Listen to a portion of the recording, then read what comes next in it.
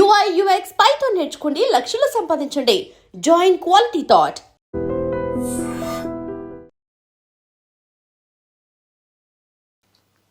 ఇప్పుడు ఓవైసీ ఎంఐఎం అక్కడ ఏం చేసినప్పటికి కూడా ప్రధానమంత్రి నరేంద్ర మోదీ మా దృష్టిలో మాత్రం ఓవైసీ చాలా ప్రామినెంట్గా వర్క్ చేస్తున్నారు.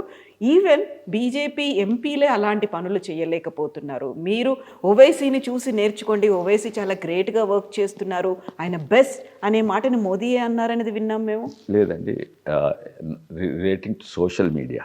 Okay, he was referring to social media. నేను ఆ మీటింగ్లో ఉన్నాను. మీ మీడియా చూడండి, మీ సోషల్ మీడియా చూడండి, ఇవాళ రేపు చాలా ఇంపార్టెంట్. 8 మంది ఉన్న ఎంపీలు, అక్కడ ఒక్క ఎంపీ ఆయన సోషల్ మీడియా మీ 8 కంటే ఎక్కువ ఉన్నదని. అది వాస్తవం, అది వాస్తవం. డెవలప్మెంట్ 2-3 ఉన్నాయి కారణాలు. ఫస్ట్, రాజకీయాలలో మీడియా అనేది చాలా ఇంపార్టెన్స్ చాలా పెరిగింది. మీడియా అంటే ప్రింట్, ఎలక్ట్రానిక్ మీడియా, తర్వాత యూట్యూబ్లు, తర్వాత సోషల్ మీడియా. ఇప్పుడు ఇవెంతున్న సోషల్ మీడియా కూడా ఇంకెక్కువ పెరుగుతున్నది వీటికంటే. అయితే దీంట్లో వాస్తవంగా మా దగ్గర కొన్ని లోపాలు ఉన్నాయి. మేము రామచంద్రరావు గారితో డిస్కస్ చేసినాము, కరెక్ట్ చేసుకోవాలి. ముఖ్యంగా ఏంటంటే, వాస్తవంగా నేను 3 పార్టీలు ఉన్నా, ఇది 3వ పార్టీ. అయితే నాకు కొన్ని వేరే వాళ్ళకి తెలియదు, ఎక్స్పోజర్ ఎక్కువ ఉన్నట్టు రాజకీయ జీవితం.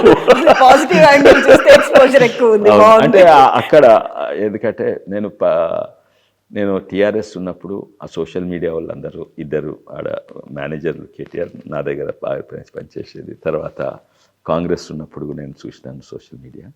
ఇప్పుడు కూడా కాంగ్రెస్ సోషల్ మీడియా చూస్తున్నా మా దగ్గర.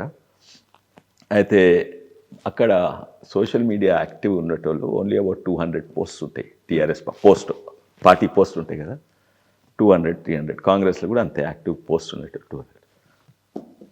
బీజేపీ దగ్గర 37,000 సోషల్ మీడియా పోస్ట్స్ ఉంటాయి. అంటే బూత్కి ఒక సోషల్ మీడియా కన్వీనర్ ఉంటాడు. అయితే ముఖ్యంగా ఏంటంటే, మేము సోషల్ మీడియాకు బడ్జెట్ 0 మాకు, లిటరలీ. ఇంకేదో కొన్ని అడ్వర్టైజ్మెంట్స్ చేస్తారు అప్పుడు ప్రధానమంత్రి మోడీ గారు, కానీ నంబర్ల లాజ్ ఉన్నా కూడా ఈ మీడియా అండ్ సోషల్ మీడియాలో కూడా పైసలు ముఖ్యం. అక్కడ నేనున్నప్పుడు అప్పుడే 4 కోట్ల బడ్జెట్ ఎవరు టీఆర్ఎస్ పార్టీలో. ఇప్పుడు తర్వాత పీక్ పవర్లు ఉన్నప్పుడు వాళ్ళు దాదాపు 70-80-100 కోట్లు ఉండేది. ఏది ఈ యూట్యూబ్లకు. నన్ను not talking about paper advertisement government ఇచ్చేది కాదు, పార్టీ ఇచ్చేటి. మా దగ్గర 1 కోటి రూపాయలు కూడా చక్కగా బడ్జెట్ ఉండదు. అది మంచిదే. ప్రధానమంత్రి మోడీ గారు కూడా మీరు ఆర్గానిక్లీ చేయాలి, కానీ ఎందుకంటే మీరు నంబర్స్ ఉన్నారు. అండ్ అన్ఫార్చునేట్లీ ఇవాళ రేపు మీడియాకే పైసలు కాదు, సోషల్ మీడియాలో కూడా పైసలు అవసరం. కన్సల్టెంట్స్ ఉంటారు. నాకు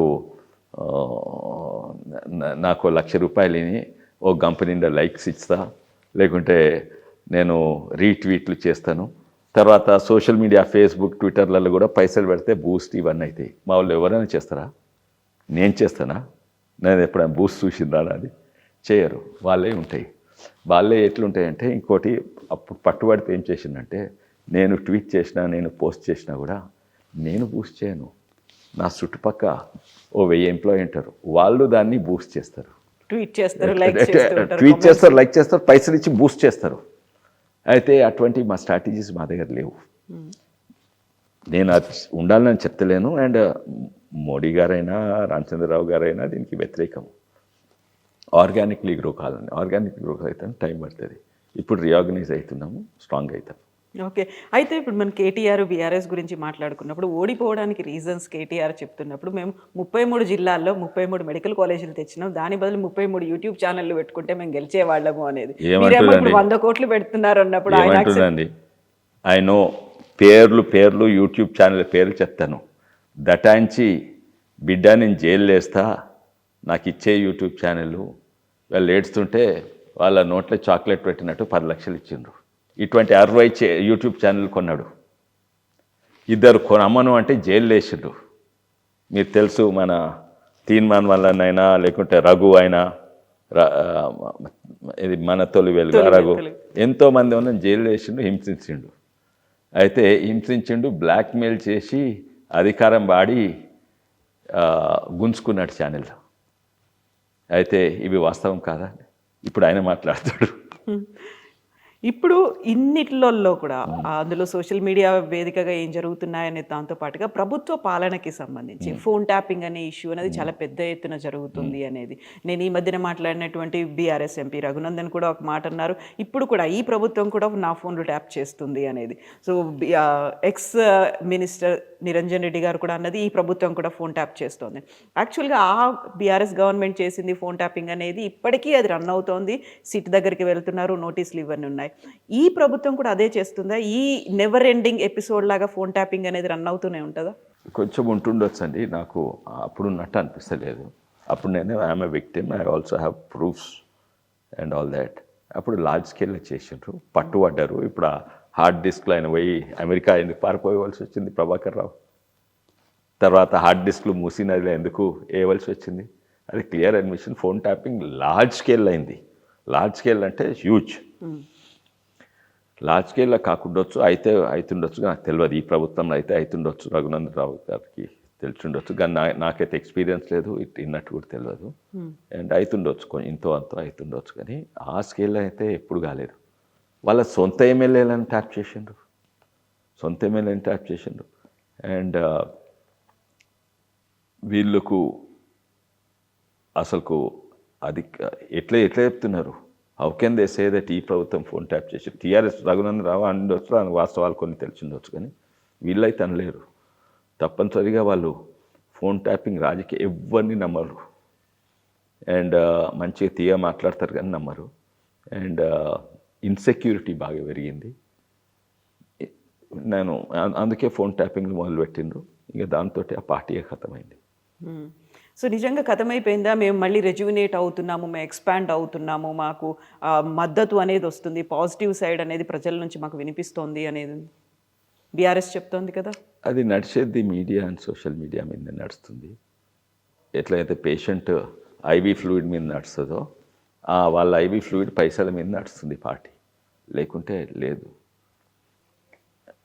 అయితే ఎన్నో ప్రాంతాలలో అసలు ఊర్లలో ఒక్క కార్యకర్త కూడా లేదు. కొన్ని ఊర్లలో వాళ్ళు నడిచేది మీడియా అండ్ మనీ ఇన్ఫ్యూషన్. వాళ్ళను దగ్గర పెట్టుకుంటున్నారు. నాకు తెలిసేంతవరకు ఇక్కడ చెప్తున్నారు, మీరు ఏం భయపడకండి, మేము ఎట్టి పరిస్థితుల్లో బీజేపీతో పొత్తు పెట్టుకుంటున్నాము అని మందని కాపాడుకుంటేందుకు ఆయన చెప్తున్నాడు.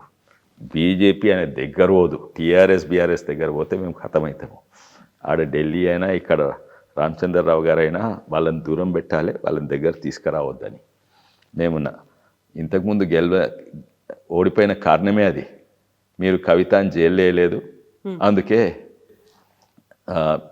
మేము ఓడిపోయినామని నా అభిప్రాయం. అది కవితని జైలు వేసినాక 8 మంది ఎంపీలను గెలిచినాం.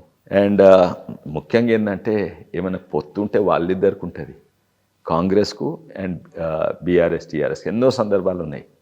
రాజ్యసభలో కలిసి ఓటేసిండ్రా, లేకుంటే 3 చట్టాలకు ఇది న్యూ ఫామ్ బిల్స్ అని ఉండే, ఇద్దరు కలిసి కొట్లాడినరు.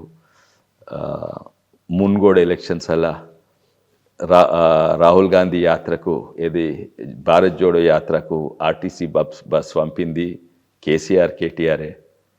ఇటువంటి ఎన్నో ప్రూఫ్స్ ఉన్నాయి. నేను ఆర్టీఐ పెట్టిన రైట్ టు ఇన్ఫర్మేషన్ యాక్ట్. ఆ బస్సెస్ ఆర్టీఐకు పైసలు ఇస్తే ఎవరు ఇవ్వాలి? ఇప్పటి వరకు రాలేదు.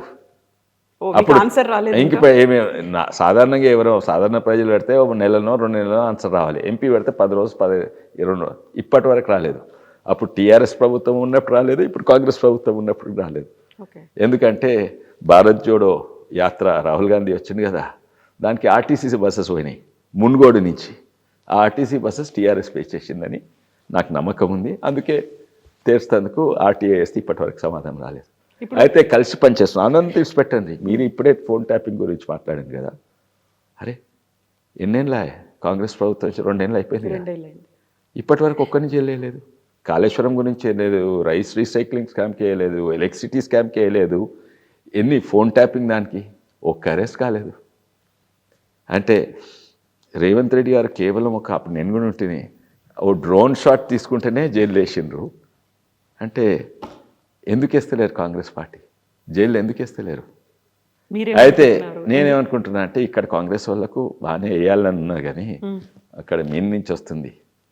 ఏంది ఢిల్లీ కాంగ్రెస్ నుంచి వీళ్ళ మీద ఒత్తిడి. ఓవైసీతో దగ్గర సంబంధాలు పెట్టుకోండి, కేసీఆర్ కేటీఆర్ తోటి దగ్గర సంబంధాలు పెట్టుకోండి, అవసరం ఉంటుంది రేపు. ఎందుకంటే బీజేపీ అయితే ఒకరే కొట్లాడతారు, ఎవరితో పొత్తు పెట్టుకోండి, పొత్తు పెట్టుకోకుండా కొట్లాడతారు. వాళ్లకు they keeping the channels open, వాళ్ళు ప్రొటెక్ట్ చేస్తున్నారు టీఆర్ఎస్ బీఆర్ఎస్ను, అండ్ ఇటు ఎంఐఎంతో దగ్గర సంబంధాలు పెట్టుకుంటున్నారు. ఫోన్ ట్యాపింగ్లో సిట్ ముందు హరీష్ రావు వచ్చిండ్రు, నెక్స్ట్ కవిత వస్తుంది, సంతోష్ రావు వస్తారు, ఆ తర్వాత కేసీఆర్, ఇవన్నీ కూడా వస్తున్నాయి. లీకులు ఇవన్నీ డైవర్షన్సే అంటారా? పొత్తులో భాగంగానే బయట ఏదో చేస్తున్నాం అంటే చూపెడుతందుకు అంతే. కానీ నిజంగానే ఉంటే వేయాలి, కస్టడీలోకి తీసుకొని చేయమన్నాను. ఎందుకు పిలిచి కస్టడీలోకి తీసుకొని కొంచెం ఎవిడెన్స్ ఉంది కదా,